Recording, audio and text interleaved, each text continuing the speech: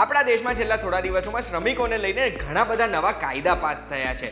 તો કઈ કઈ વસ્તુઓમાં ચેન્જીસ થશે ને એ કાયદા તમે સરળ ભાષામાં સમજવા માંગતા હોય તો ધ્યાનથી સાંભળજો. હું તમને એક વાત કહું.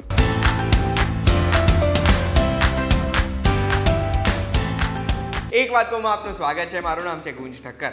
હવે આપણા દેશમાં એક એવી ઘટના બની છે કે 29 કાયદા હતા જે લાગતા વળગતા હતા બધા શ્રમિકોને, કે પછી પગારને લાગતા વળગતા, ફેક્ટરીને લાગતા વળગતા, કે પછી મેઇનલી બધી મેન્યુફેક્ચરિંગ પ્રોસેસમાં અને બધા લેબરર્સને લાગતા વળગતા જે કાયદા હતા ને, એ બધા કાયદા કાં તો બહુ જૂના હતા, કાં તો બહુ કોમ્પ્લિકેટેડ હતા. બધામાં અલગ અલગ પ્રકારની ડેફિનેશન હતી. એટલે એ 29 કાયદાને કમ્બાઈન કર્યા છે અને 4 લેબર કોડ તૈયાર કરવામાં આવ્યા છે.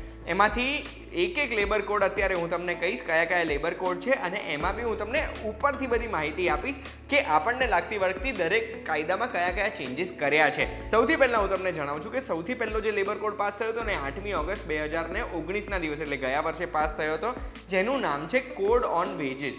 કોડ ઓન વેજીસની મુખ્ય વાતો તમને કહું ને તો એમાં ચોખ્ખે ચોખ્ખું લખ્યું છે કે હવે પુરુષ હોય કે સ્ત્રી હોય બધાને સરખો પગાર આપવો પડશે. એટલે તમે જેન્ડર બાયસને લઈને કોઈ પણ વ્યક્તિઓનો પગાર અલગ અલગ નહીં રાખી શકો, અને આ સરખો પગાર રાખવા માટે તમે કોઈનો પગાર ઓછો બી ના કરી શકો. એટલે બેસિકલી જે સ્ત્રીઓને ઓછો પગાર મળતો હતો એ પગાર હવે સરખો થઈ જશે, એમને પેરિટી મળશે પુરુષો જોડે. બીજો જે કોડ પાસ થયો ને, હવે જે હું 3 કોડ કહીશ ને, 3 કોડ પાસ થયા છે રાજ્યસભામાં 23મી સપ્ટેમ્બર 2020ના દિવસે. એમાં સૌથી પહેલો છે ઓક્યુપેશનલ સેફ્ટી કોડ.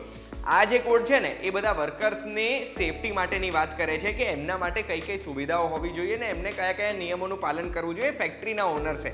તો આ કોડમાં સૌથી ઇમ્પોર્ટન્ટ વસ્તુ એ કીધી છે કે દરેક વર્કરને હવે મેક્સિમમ 8 કલાક જ કામ અપાશે, એનાથી વધારે કામ નહીં અપાય. પછી જો માઇન કે એવી કોઈ જગ્યા હોય ને જ્યાં આગળ સરકાર નોટિફિકેશન દ્વારા ઇસ્યુ કરે છે કે અહીંયા લોકો વધારે કામ કરી શકે, એના સિવાય બીજી બધી જગ્યાઓએ કમ્પલસરી મેક્સિમમ ડેલી અવર્સ 8 કલાક રહેશે.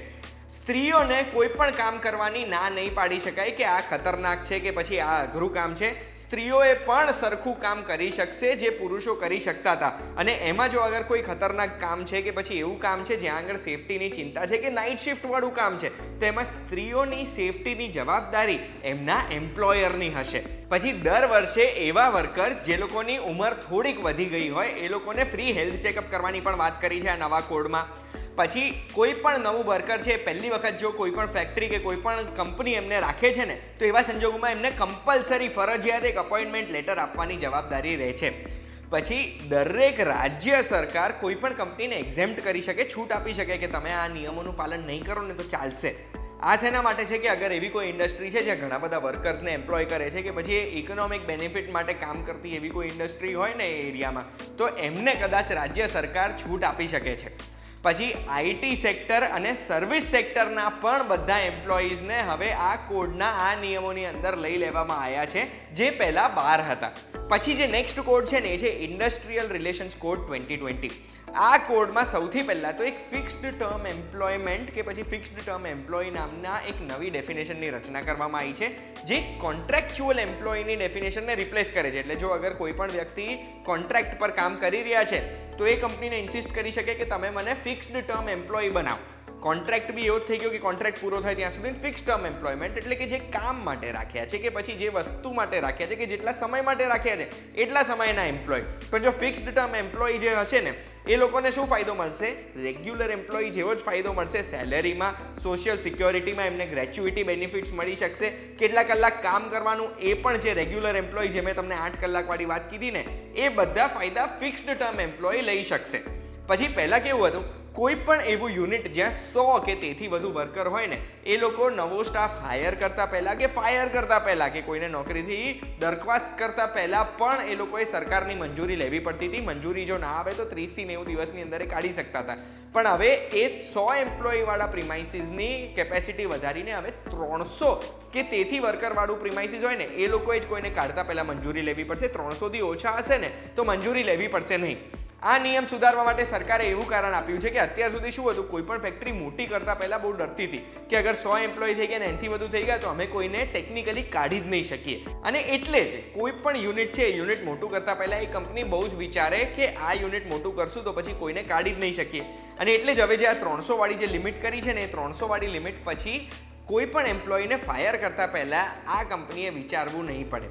હવે આનાથી ફાયદો કેટલો થાય છે, નુકસાન કેટલો થાય છે, એ તો આવનારો સમય જ આપણને કહેશે.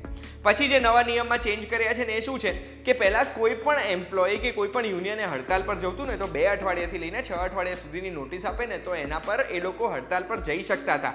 પણ હવે એ લોકોએ કમ્પલસરી નોટિસ આપવું પડે કે 60 દિવસ પછી અમે હડતાલ પર જવાનું ઈચ્છા રાખીએ છીએ. અને આ નોટિસ આપે ને એના 14 દિવસ સુધી તો હડતાલ પર ના જ જઈ શકે. નોટિસ આપીને 14 દિવસ પછી હડતાલ પર જવું હોય ને તો જઈ શકાય. બસ એવી જ રીતે કંપનીના માલિકો લોકઆઉટ જે કરે છે, એમ્પ્લોયને કંપનીની બહાર કાઢી મૂકે ને એન્ટ્રી કરવાની પરમિશન ના આપે, એ લોકઆઉટ માટે પણ એમ્પ્લોયરે 60 દિવસની નોટિસ આપવી પડશે. અને નોટિસ આપે એના પછીના 14મા દિવસ પછી કદાચ એ લોકઆઉટ કરવું હોય ને તો એ કરી શકે છે. ફ્લેશ સ્ટ્રાઇક એટલે તરત જ નક્કી કરેલી રાખેલી સ્ટ્રાઇક જે હશે એ ઇલીગલ કરી દેવામાં આવી છે. ત્રીજો જે કોડ પાસ થયો છે ને એ છે કોડ ઓન સોશિયલ સિક્યોરિટી 2020. આ કોડમાં સૌથી ઇમ્પોર્ટન્ટ વસ્તુ એ છે કે જે ફિક્સ ટર્મ એમ્પ્લોય જે મેં તમને પહેલાં વાત કરી એ ગ્રેચ્યુઇટી એમને મળવાપાત્ર રહેશે. ગ્રેચ્યુઇટી એક એવી રકમ છે કે જે જ્યારે પણ એમ્પ્લોય નોકરી છોડે છે ને એ લાંબા સમયથી એ કંપની જોડે જોડાયેલા હોય છે તો એમને 1 વર્ષમાં 15 દિવસમાં જેટલા પૈસા મળે ને એટલા પૈસા એમને જેટલા વર્ષ કામ કર્યું છે એના માટે મળવાપાત્ર હોય છે. એના ઉપર એક વાત કહું, ઓલરેડી મેં એક સરસ બનાવી દીધો છે. બીજી આમાં ESICના સ્કોપ વધારવાની વાત કરી છે. એટલે અત્યારે જે 566 ડિસ્ટ્રિક્ટમાં ESICના સેન્ટર છે એ વધારીને દેશભરમાં જે 740 ડિસ્ટ્રિક્ટ છે દરેક ડિસ્ટ્રિક્ટમાં એક ESIC સેન્ટર ઊભું કરવામાં આવશે. જેટલા બી હેઝાર્ડિયસ સેક્ટર છે એવા સેક્ટર જેમાં માણસને જાનહાનિ કે પછી કોઈ પણ ઈજા થવાના ચાન્સીસ રહે છે એ સેક્ટરોને કમ્પલસરી ESI સાથે જોડવામાં આવશે, જેનાથી એમ્પ્લોઈઝને ઇન્સ્યોરન્સનો લાભ મળી રહે. પછી અનઓર્ગેનાઇઝ સેક્ટર છે, પ્લાન્ટેશન વર્કર્સ છે કે પછી ગિગ વર્કર્સ છે, એ લોકોને પણ ESIના સ્કોપની અંડર લાવવાની વાત કરી છે. પછી અત્યાર સુધી શું હતું, ESI 10 વર્કર કે તેથી વધુ હોય ને તમારે ત્યાં તો જ ESIC લાગુ પડતું હતું. પણ હવે કંપનીઝને ઓપ્શન આપવામાં આવશે કે 10 થી ઓછા વર્કર હોય ને તો પણ એ લોકોને ESICના સ્કોપમાં લાવી શકાય છે. એ લોકો ESICનો ભાગ બની શકે છે, મેમ્બરશિપ લઈ શકે છે. એવી રીતે જ EPFOના સ્કોપ વધારવાની પણ વાત કરી છે. અત્યાર સુધી શું હતું, EPFO 20 મેમ્બર સુધીની દરેક કંપનીઓમાં લાગુ પડતું હતું. પણ હવે એક ઓપ્શન આપવામાં આવશે કે 20 વ્યક્તિઓથી ઓછી અગર જો સાઇઝ છે એમના એમ્પ્લોયની, 20 વ્યક્તિઓથી ઓછા એમ્પ્લોઈઝ છે તો પણ એ લોકો EPFOના મેમ્બર બની શકશે. અને જે સેલ્ફ એમ્પ્લોયડ લોકો હશે એ લોકો પોતે પણ EPFOના મેમ્બર બની શકશે. પછી એક નેશનલ ડેટાબેઝ તૈયાર કરવામાં આવશે અનઓર્ગેનાઇઝ સેક્ટરમાં કેટલા વર્કર છે એમના માટે. એટલે જે આ માઇગ્રન્ટ વર્કર ક્રાઇસિસ થયો હતો ને આ COVID-19ના લોકડાઉનમાં, એવો ફરી ના થાય. કારણ કે દરેક વર્કરનો દરેક ડેટા અવેલેબલ હોય સરકાર પાસે, જેનાથી ખબર પડે કે કઈ જગ્યાએથી કેટલા લોકોને ટ્રાન્સપોર્ટ કરવાની જરૂરત છે અગર જો આવો સિનારીઓ ફરતી આવ્યો તો. પછી એક એવી કંપની જેમાં 20 કે તેથી વધુ વર્કર્સ છે એ લોકોએ કમ્પલસરી પોતાની કંપનીમાં જો વેકન્સી થાય છે, જગ્યા થાય છે, બીજા કોઈને રાખવાની જગ્યા છે તો એ સરકારને જાણ કરવી પડશે. એનાથી શું થશે, સરકાર મદદ કરી શકશે આ દરેક અનઓર્ગેનાઇઝ સેક્ટરનો જે ડેટાબેઝ હશે ને, જે મેં તમને પહેલાં વાત કરી માઇગ્રન્ટ વર્કરવાળો, એને અને આ વેકન્સીને સાથે જે ડેટા ભેગો કરશે એનાથી ખબર પડશે. સરકાર જ આપણને એમ્પ્લોયમેન્ટ કરાવી શકે છે કે સરકારને જ ખબર છે કે કયા વ્યક્તિને ક્યાં આગળ નોકરી અપાઈ શકાય છે. આ આપણે બહારના દેશોમાં જોતા હોય છે કે જે અનએમ્પ્લોયમેન્ટની એક ઓફિસ હોય છે, બસ એવી જ ઓફિસ મને લાગે છે કે અહીંયા ઊભી થઈ શકે છે આવનારા સમયમાં. આ હતા બધા ઇમ્પોર્ટન્ટ પોઈન્ટ્સ જે મેં તમને કીધા. જેટલા લેબર કોડ્સ છે એના એક એક કરીને દરેક લેબર કોડમાં હજુ તો ઘણી બધી વસ્તુઓ જાણવા જેવી છે. બધા મળીને 350 પાનાના કાયદા છે. એ કાયદા એક પછી એક હું તમારા સુધી એક વાત કહું લાવતો રહીશ.